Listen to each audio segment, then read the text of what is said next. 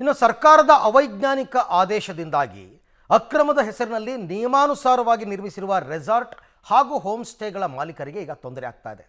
Already ಗುಡ್ಡ ಕುಸಿತದ ಭೀತಿಯಿಂದಾಗಿ ಈ ರೆಸಾರ್ಟ್ ಮತ್ತು ಹೋಮ್ ಸ್ಟೇಗಳಿಗೆ ಪ್ರವಾಸಿಗರ ಸಂಖ್ಯೆ ಕಡಿಮೆ ಆಗ್ತಾ ಇದೆ. ಇದರ ನಡುವೆ ಸರ್ಕಾರದ ಈ ನಿಯಮ ಈ ಮಾಲೀಕರಿಗೆ ಆಕ್ರೋಶವನ್ನು ತರಿಸಿದೆ. ಹಾಗಾದರೆ ಸರ್ಕಾರದ ನಿಯಮ ಏನು, ಯಾಕೆ ಇದಕ್ಕೆ ಮಾಲೀಕರ ಆಕ್ರೋಶ ಅಂತಕ್ಕಂಥದ್ದನ್ನು ನೀವೇ ನೋಡಿ. ಅರಣ್ಯ ಪ್ರದೇಶ ಒತ್ತುವರಿ ತೆರವಿಗೆ ಆದೇಶ, ಅಕ್ರಮವಾಗಿ ನಿರ್ಮಿಸಿರೋ ರೆಸಾರ್ಟ್ಗೂ ಕಂಟಕ, ಸಚಿವರ ದಿಢೀರ್ ಆದೇಶ, ಮಾಲೀಕರು ಕಂಗಾಲು. ಹಾಸನ ಜಿಲ್ಲೆಯ ಮಲೆನಾಡು ಭಾಗವಾದ ಸಕಲೇಶಪುರ, ಆಲೂರು ತಾಲೂಕಿನಲ್ಲಿ 40ಕ್ಕಿಂತ ಹೆಚ್ಚು ರೆಸಾರ್ಟ್ ಹಾಗೂ 200ಕ್ಕಿಂತ ಹೆಚ್ಚು ಹೋಮ್ ಸ್ಟೇಗಳಿದ್ದು, ಇದರ ಮಾಲೀಕರು 90% ಸ್ಥಳೀಯರೇ ಆಗಿದ್ದಾರೆ. ಪ್ರತಿ ವರ್ಷ ವಾಡಿಕೆಗಿಂತ 100ರಷ್ಟು ಮಳೆ ಆಗ್ತಾ ಇದ್ದು, ಇದರಿಂದ ಕಾಫಿ, ಮೆಣಸು ಬೆಳೆಗಳಿಂದ ಅಪಾರ ನಷ್ಟ ಆಗ್ತಾ ಇದೆ. ಹಾಗಾಗಿ ಪರ್ಯಾಯವಾಗಿ ಜೀವನ ನಡೆಸೋಕೆ ರೆಸಾರ್ಟ್ ಹಾಗೂ ಹೋಮ್ ಸ್ಟೇಗಳನ್ನು ನಡೆಸ್ತಾ ಇದ್ದು, ಕಾನೂನಿನ ಪ್ರಕಾರವಾಗಿ ಸ್ಥಳೀಯ ಗ್ರಾಮ ಪಂಚಾಯತ್ಗಳಿಗೆ ಎಲ್ಲಾ ದಾಖಲಾತಿಗಳನ್ನು ಸಲ್ಲಿಸಿ ಅನುಮತಿ ಪಡೆಯಲಾಗಿದೆ. ಇದಲ್ಲದೆ ಪ್ರತಿ ವರ್ಷ ಲಕ್ಷಾಂತರ ರೂಪಾಯಿ ತೆರಿಗೆಯನ್ನು ಪಾವತಿಸಲಾಗ್ತಾ ಇದೆ. ಆದರೆ ಅರಣ್ಯ ಸಚಿವರು ದಿಢೀರ್ ಆದೇಶ ಕೊಟ್ಟಿರೋದು ರೆಸಾರ್ಟ್ ಹಾಗೂ ಹೋಮ್ ಸ್ಟೇ ಮಾಲೀಕರಿಗೆ ಬಿಗ್ ಶಾಕ್ ಕೊಟ್ಟಂತಾಗಿದೆ. ಈ ವರ್ಷ ಮಲೆನಾಡು ಭಾಗದಲ್ಲಿ ಧಾರಾಕಾರವಾಗಿ ಮಳೆ ಆಗ್ತಾ ಇದ್ದು, ಹಲವೆಡೆ ಭೂಕುಸಿತ ಉಂಟಾಗಿತ್ತು. ಭಾರೀ ಮಳೆ ಹಿನ್ನೆಲೆಯಲ್ಲಿ ರೆಸಾರ್ಟ್ ಹಾಗೂ ಹೋಮ್ ಸ್ಟೇಗಳು ಪ್ರವಾಸಿಗರಿಲ್ಲದೆ ಖಾಲಿಯಾಗಿತ್ತು.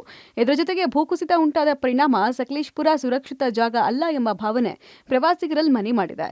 ಹೀಗಾಗಿ ಕಳೆದ 2 ತಿಂಗಳಿಂದ ರೆಸಾರ್ಟ್ ಹೋಮ್ ಸ್ಟೇ ಮಾಲೀಕರು ತೀವ್ರ ಸಂಕಷ್ಟಕ್ಕೆ ಸಿಲುಕಿದ್ದಾರೆ. ಇಷ್ಟೆಲ್ಲ ಸಮಸ್ಯೆಗಳ ನಡುವೆ ಏಕಾಏಕಿ ಸರ್ಕಾರ ಆದೇಶ ಕೊಟ್ಟಿರುವುದು ಗಾಯದ ಮೇಲೆ ಬರೆ ಎಳೆದಂತಾಗಿದೆ ಅಂತ ರೆಸಾರ್ಟ್ ಹಾಗೂ ಹೋಮ್ ಸ್ಟೇ ಮಾಲೀಕರು ಕಿಡಿಕಾರಿದ್ದಾರೆ. ರೆಸಾರ್ಟ್ ಮತ್ತು ಹೋಮ್ ಸ್ಟೇ ಉದ್ಯಮ ಬಂದ ಮೇಲೆ ಎಷ್ಟೋ ಜನದ ಫ್ಯಾಮಿಲೀಸ್ ನಡೀತಾ ಇದೆ. ಜೊತೆಗೆ ತುಂಬ ಜನಕ್ಕೆ ಉದ್ಯೋಗ ಸೃಷ್ಟಿಯಾಗಿದೆ. ಮತ್ತು ಈಗ ನಾವುಗಳು ಯಾರು ಏನು ಮಾಡಿದ್ದೀವಿ, ಎಲ್ಲ ನಮ್ಮ ಸ್ವಂತ ಹಿಡುವಳಿ ಜಾಗದಲ್ಲಿ ಮಾಡಿದ್ದೀವಿ. ಯಾವುದೇ ಥರ ಒತ್ತುವರಿ ಜಾಗಕ್ಕೆ ಹೋಗಿ ಅರಣ್ಯ ಪ್ರದೇಶದಲ್ಲಿ ಎಲ್ಲೂ ಮಾಡಿಲ್ಲ. ನಾವು ಅಂಥವ್ರು ಮಾಡಿರೋ ವಿರುದ್ಧ ಕ್ರಮ ತಗೊಳ್ಳಿ, ಅದಕ್ಕೆ ನಮ್ಮದು ಬೆಂಬಲ ಇದೆ. ಸೊ ಇದು ಅರಣ್ಯ ಸಚಿವರು ಕೊಟ್ಟಿರೋದ್ರಿಂದ ತುಂಬ ಜನಕ್ಕೆ ಈಗ ಯಾರು ನೋಡಿದ್ರು ಯಾವ ನಿಮ್ಮ ರೆಸಾರ್ಟ್ ಕ್ಲೋಸು, ಯಾವಾಗ ಹೋಮ್ ಸ್ಟೇ ಕ್ಲೋಸು ಅಂತ ಕೇಳ್ತಾರೆ. ಯಾಕಂದರೆ ಈಗ ನಾವು ಪ್ರತಿ ವರ್ಷ ಅದೇನು ಸರ್ಕಾರ ಏನು ನಮಗೆ ಟ್ಯಾಕ್ಸ್ ಕಟ್ಟಬೇಕಂತ ಬರುತ್ತೆ, ಪ್ರತಿ ವರ್ಷ ಟ್ಯಾಕ್ಸ್ ಕಟ್ತೀವಿ. ಇಲ್ಲಿ ಪಂಚಾಯತಿಗೆ ಹೋಗಿ ಅದರಿಂದ ರೆಸಿಪ್ಟು ಕೊಡ್ತಾರೆ. ಪ್ರತಿ ವರ್ಷ ನಮಗೆ 60,000 ನಮಗೆ ಟ್ಯಾಕ್ಸ್ ಬರ್ತಾ ಇದೆ, ಕಟ್ಟಲೇಬೇಕು. ಅಷ್ಟೆಲ್ಲ ಅನುಮತಿ ಕೊಟ್ಟ ಮೇಲೆ ಈಗ ಏಕಾಏಕಿ ಇವರು ಇದನ್ನೆಲ್ಲ ತೆರವುಗೊಳಿಸಬೇಕಂದ್ರೆ ಅದೇ ಸಾಧ್ಯ. ಕೇರಳದಲ್ಲಿ ಉಂಟಾಗಿರುವ ಭೂಕುಸಿತಕ್ಕೂ ಸಕಲೇಶಪುರ ಭಾಗದಲ್ಲಿ ಸಂಭವಿಸ್ತಾ ಇರುವ ಭೂಕುಸಿತಕ್ಕೂ ಕಾರಣಗಳು ಬೇರೆ ಬೇರೆ ಇದೆ. ಎತ್ತಿನಹೊಳೆ, ಚತುಷ್ಪಥ ಸಿಮೆಂಟ್ ರಸ್ತೆ ನಿರ್ಮಾಣ, ಗುಂಡ್ಯ ಜಲಶಕ್ತಿ ವಿದ್ಯುತ್ನಂತಹ ಸರ್ಕಾರದ ಅವೈಜ್ಞಾನಿಕ ಯೋಜನೆಗಳಿಂದಾಗಿ ಸಕಲೇಶಪುರ ಭಾಗದಲ್ಲಿ ಭೂಕುಸಿತ ಆಗ್ತಾ ಇದೆ. ಆದರೆ ಸರ್ಕಾರ ತಮ್ಮ ಹುಳುಕು ಮುಚ್ಚಿಕೊಳ್ಳೋಕೆ ಅಕ್ರಮದ ಹೆಸರಲ್ಲಿ ಅನಗತ್ಯವಾಗಿ ರೆಸಾರ್ಟ್ ಹಾಗೂ ಹೋಮ್ ಸ್ಟೇ ಮಾಲೀಕರಿಗೆ ಕಿರುಕುಳ ಕೊಡ್ತಾ ಇದೆ.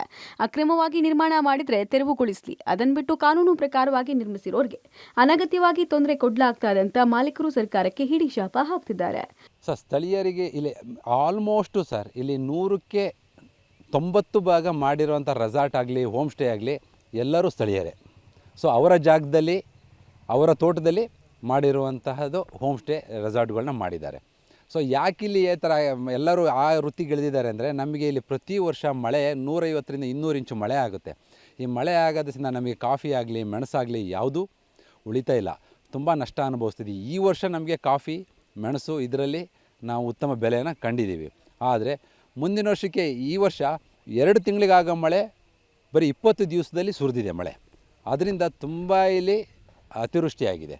ಅವೈಜ್ಞಾನಿಕ ಕೆಲಸಗಳಿಂದ ಇದು ಭೂಕುಸಿತ ಆಗಿರೋದು.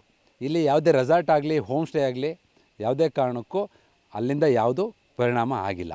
ಒಟ್ನಲ್ಲಿ ಅರಣ್ಯ ಸಚಿವರು ಅಕ್ರಮ ಅರಣ್ಯ ಪ್ರದೇಶ ಒತ್ತುವರಿ ಹಾಗೂ ರೆಸಾರ್ಟ್ ಹೋಮ್ ಸ್ಟೇಗಳನ್ನು ತೆರವುಗೊಳಿಸುವಂತೆ ಆದೇಶ ಕೊಟ್ಟಿದೆ. ಇದು ಪ್ರವಾಸೋದ್ಯಮಕ್ಕೆ ಪೆಟ್ಟು ನೀಡುವುದರ ಜೊತೆಗೆ ಸ್ವಂತ ಸ್ಥಳದಲ್ಲಿ ಸಾಲ ಮಾಡಿ ನಿರ್ಮಿಸಿರುವ ರೆಸಾರ್ಟ್ ಹೋಮ್ ಸ್ಟೇ ಮಾಲೀಕರನ್ನ ತೀವ್ರ ಸಂಕಷ್ಟಕ್ಕೆ ಸಿಲುಕಿಸಿದೆ. ಇನ್ನಾದರೂ ಸರ್ಕಾರ ಈ ಆದೇಶದ ಬಗ್ಗೆ ಮತ್ತೊಮ್ಮೆ ಪರಿಶೀಲನೆ ನಡೆಸಬೇಕು ಅಂತ ಒಕ್ಕೊರಲಿನಿಂದ ಒತ್ತಾಯಿಸಿದ್ದಾರೆ. ನಾಗರಾಜ್ ಜೊತೆ Shashidhar, BC public TV, Hassan.